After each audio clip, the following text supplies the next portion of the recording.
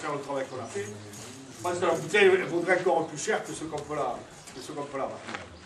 Je vais laisser Pierre, bon, parce que comme Jean-Michel n'est pas là, il faut qu'on se partage. On se partage le travail. Donc le Baral,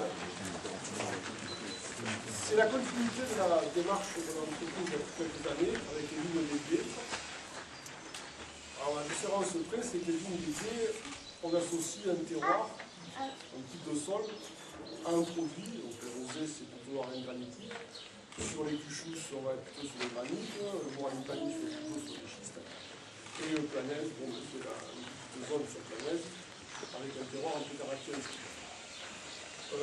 Le Baral, lui, c'est plus un trait d'union entre différents terroirs, un petit peu les terroirs de nos fusions, puisqu'on retrouve des parcelles qui sont sur Cassagne, donc une parcelle en 2010 donc sur Asguerre, une parcelle qui est sur l'Ansac-l'Esquerne, qui est le terroir d'Ansac-l'Esquerne, et une parcelle qui est un petit peu plutôt sur la Tour de France. Donc c'est un petit peu l'ensemble de nos sols. Et donc il n'y a pas une spécificité de sol. D'ailleurs, à la dégustation, on le retrouve. On ne retrouve pas un petit sous l'endroit du panier, on retrouve un petit peu l'ensemble de tout ça.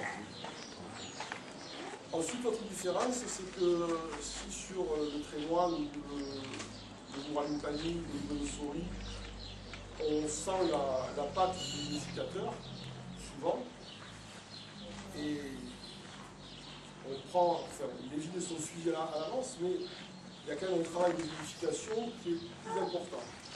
Le Baral, c'est vraiment une expression d'un terroir, et c'est vraiment un vin de vigneron. Jean-Marc a bien travaillé, Jean-Michel a fait son travail aussi. Je pense que le Baral, c'est des raisins qui ont fait le Baral. Intégralement. Le travail ensuite a été relativement simple. C'est pas une voie qu'il y a Jean Rière qui est par là. Quand les raisins sont magnifiques, quand ils arrivent à maturité parfaite, notre travail à nous il est très très simple. Il suffit de ne pas commettre d'erreur et ensuite on sort quelque chose de bon. Et donc c'est véritablement un vin de vigneron et c'est le seul vin de vigneron que nous avons dans notre gamme. Voilà. Ensuite, au niveau de la vinif, on va en parler, donc il y a eu un tri à la parcelle, un premier tri à la parcelle qui a été effectué. Ensuite, un deuxième tri, parfois un peu long, à la coopérative, puisque comme nous ne sommes pas équipés, l'année prochaine nous aurons une table de tri, donc c'est un petit peu plus. Et ensuite, il y a eu pour certains une mise en barrique directe, une vinification en barrique, pour d'autres, une vinification en petit contenant, de l'ordre de 3 à 5 litres. Voilà. En gros, il y a une parcelle de 25 arts, ça peut faire 3 hectos, ou 5 ou 6 hectos de produit. Et ensuite, au moment de la malolactique, qui est faite ensuite de chêne neuf. Donc là, à ce moment-là, je marque le 16 ans. Et le pressurage, c'est fait avec un jeu pressoir à main, avec Joseph à la manœuvre, le père de Louis, qui a aidé à faire fonctionner cette machine de barque. Et donc au niveau de la dégustation, je l'ai dit tout à l'heure, on retrouve un petit peu l'ensemble de nos terroirs, comme je le disais. On va retrouver des notes qui ressemblent au Louvre, au château, au Cuchus.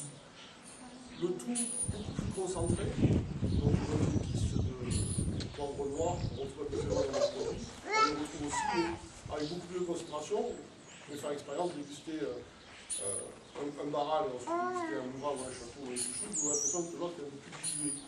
C'est la concentration qui fait ça, ce sont les raisins qui sont quand même beaucoup plus dilués. Et ensuite, il y a une note qui est un peu particulière, c'est une note de caramel au lait, un petit peu, mais il n'y a que lui qui l'est.